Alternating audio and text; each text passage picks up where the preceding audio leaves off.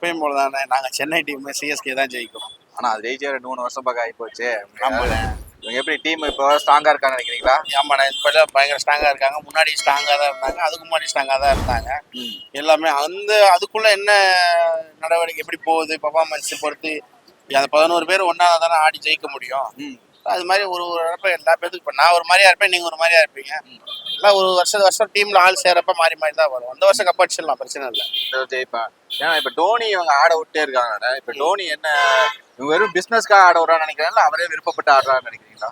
அவர் விருப்பப்பட்டு ஆடுறதுனால தானே இப்போ வரைக்கும் ரிட்டைர்மெண்ட் வாங்காமல் இருக்காரு. அவர் விருப்பப்பட்டு ஆடாமல் இருந்திருந்தாருன்னா எப்போ ரிட்டைர்மெண்ட் வாங்கிட்டு போயிருப்பாரு. ஆர்சிபிலாம் வேற அவங்க லாஸ்ட் டைம் ஜெயிச்சுட்டு பயங்கர ரவுஸ் பண்றாங்க. கிட்டத்தட்ட 18 வருஷம் கழிச்சு ஜெயிச்சுட்டாங்க அவங்க. ஒரு தடவை ஜெயிச்சதுக்கே அந்த டீம் அப்படி கொண்டாடுறாங்க. ஏன்னா நாங்கள் எத்தனை தடவை ஜெயிச்சிருக்கோம், நாங்கள் எப்படி கொண்டாடணும் சொல்லுங்க. நாங்களாம் முரட்டுத்தனமா ஜெயிச்சிருக்கோம். மும்பை இந்தியன்ஸ் உங்களுக்கு ஈக்குவலா ஜெயிச்சிருக்காங்களே, ஈக்குவலா தானே ஜெயிச்சிருக்காங்க. அதே மாதிரி மும்பை இந்தியன்ஸ் ஒன்றும் பிரச்சனை இல்லை, அவங்க நம்ம தம்பிங்க தான். ஆனா இவங்க வந்து நம்ம என்னைக்குமே அவங்க வந்து பங்காளிங்க தான்.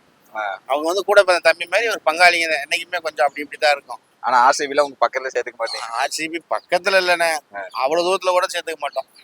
ஆனா அவங்க இந்த தடவை மறுபடியும் நம்ம கோலி அப்படி ஸ்ட்ராங்கா இருக்குன்னு சொல்றாங்களே, இந்த தடவை நாங்க தான் ஜெயிப்போம். அப்படி எங்க டீம் நாங்க சிஎஸ்கே எங்களுக்கு ஜெயிச்சா நாங்க ஸ்ட்ராங்கா இருக்கோம்னு நாங்க சொல்றோம். மும்பை இந்தியன்ஸ் கேட்டா அவங்க ஸ்ட்ராங்கா இருக்கான்னு அவங்க சொல்லுவாங்க. கோலி டீம் பக்கம் ஆர்சிபி ஜெயிச்சா அவங்க பக்கம் ஸ்ட்ராங்கா இருக்குன்னு அவங்க சொல்லுவாங்க. அவங்க டீமுக்கு அவங்க சப்போர்ட் தானே பண்ணுவோம். நம்ம ஒரு டீமை வந்து நம்ம குறை சொல்றதுக்கு இல்லை. 11 பேர் இருக்காங்க, ஆர்சிபி இருக்கு, மும்பை இந்தியன்ஸ் இருக்கு, கேகேஆர் இருக்கு, இப்போ நிறைய டீம் இருக்குல்ல. இந்த வருஷம் பார்ப்போம்.